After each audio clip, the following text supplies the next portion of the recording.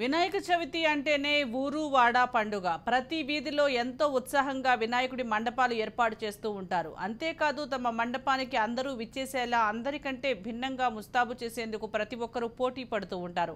అందులో భాగంగానే కొత్త ఆలోచనలు చేస్తూ ఉంటారు. ఇలాంటిదే ఎన్టీఆర్ జిల్లా నందిగామ వాసవి మార్కెట్లో ఏర్పాటు చేసిన వినాయకుడి మండపం 2,70,00,000 రూపాయల కరెన్సీతో ఈ మండపాన్ని అలంకరించారు. ఇప్పుడు ఈ మండపం అబ్బురపరుస్తోంది.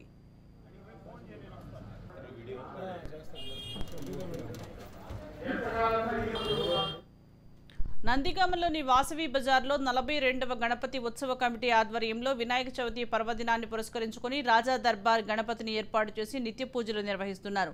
ఈ క్రమంలో 2,70,00,000 రూపాయలతో వినాయకుడిని అందంగా అలంకరించారు. కమిటీ వారు ఏర్పాటు చేసిన ఈ కరెన్సీ వినాయకుడిని సందర్శించడానికి భక్తులు పెద్ద సంఖ్యలో తరలి వస్తున్నారు. గత 42 సంవత్సరాల నుంచి ఈ సంవత్సరం 42వ సంవత్సరం, 41 సంవత్సరం నుంచి కూడా 42వ సంవత్సరం వినాయక చవితి కార్యక్రమాలు జరుగుతున్నాయండి. ప్రతి సంవత్సరం 13 రోజులు చేస్తాం. ఈ సంవత్సరం కూడా 13 రోజు చేస్తున్నాం.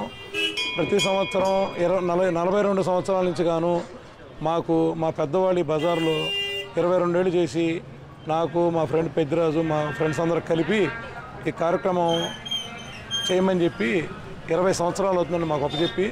20 సంవత్సరాల నుంచి ప్రతి సంవత్సరం కూడా 10 లక్షల రూపాయలు డబ్బులతోటి కొత్త నోట్లతో అలంకారం చేస్తున్నాం.